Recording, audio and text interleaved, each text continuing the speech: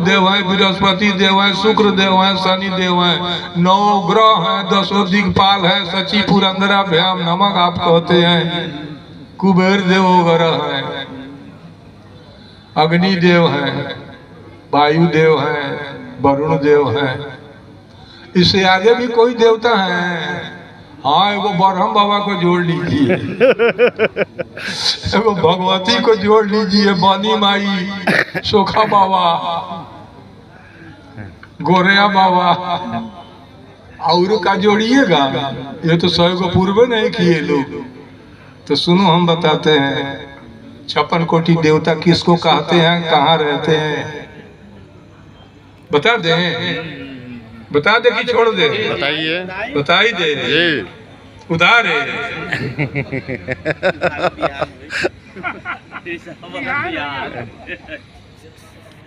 अच्छा भाई, आप लोग तो हमारे हइये हैं, हम आपके हइये हैं, तो चलो उधार पधार है, चलेगा, चल जाएगा। देखो 56 कोटि देवता जो आप सुने हैं जब कान से, वो 56 कोटि कोई देवता नहीं होते। वो 56 कोटि रोआ होता है गऊ के शरीर में, और 56 कोटि गऊ के शरीर में जो रोआ है ना, वही 56 कोटि देवता हैं। ये जितने देव के हम नाम रख गए, वो सभी देव गऊ के शरीर में वास करते हैं। सभी देव गऊ के शरीर में वास करते हैं।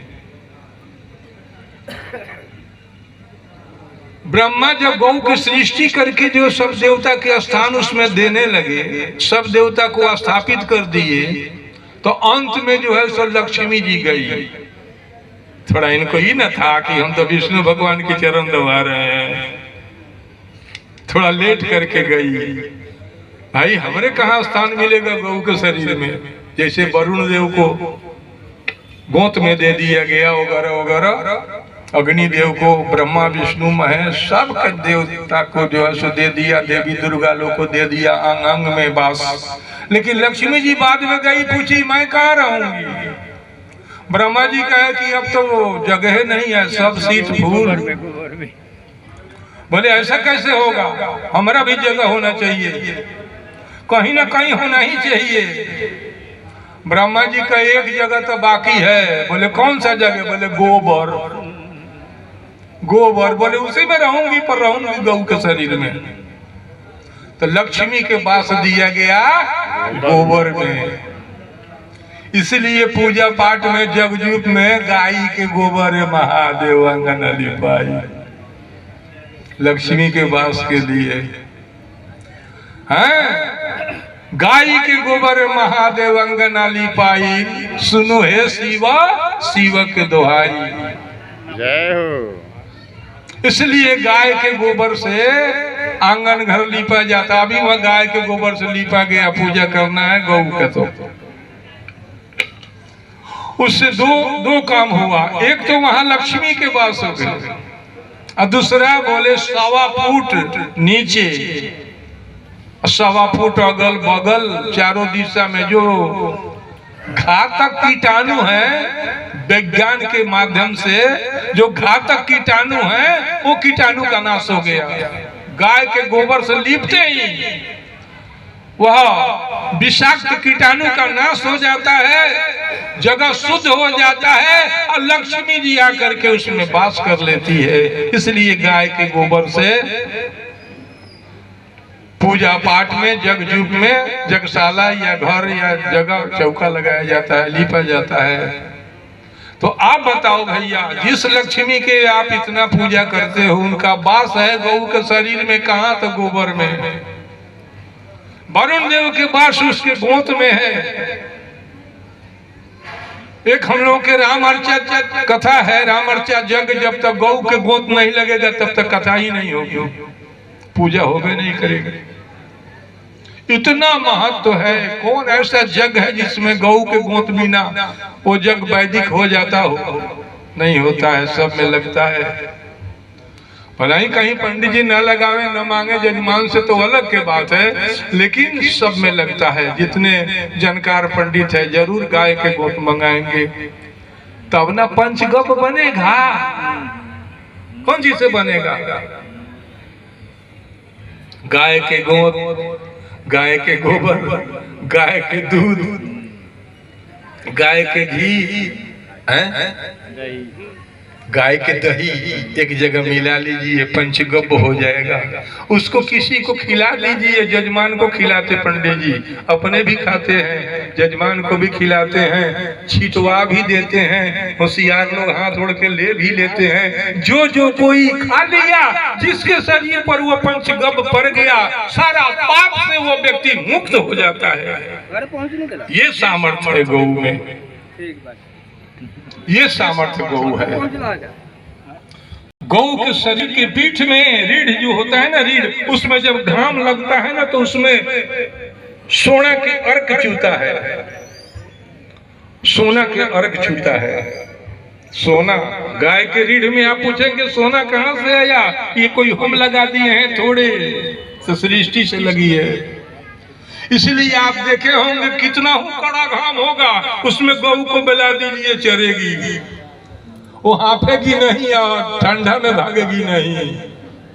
और वही घाम में भैंस को तो बढ़ा दीजिए सरे में, वो जीभ काट के हंसेगी, हाफेगी या भाग करके कहीं ठंडा में चली जाएगी।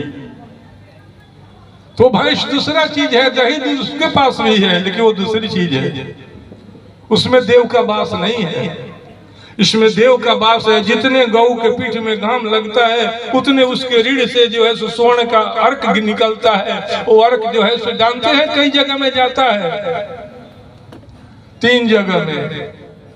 1 नंबर में गोत में जाता है, और दूसरे नंबर में वो जो गौ पाघुर करती है ना, पाघुर, और यहाँ जो फैन लग जाता है दोनों ओर, उसमें 2 नंबर में। 3 नंबर में गोबर में,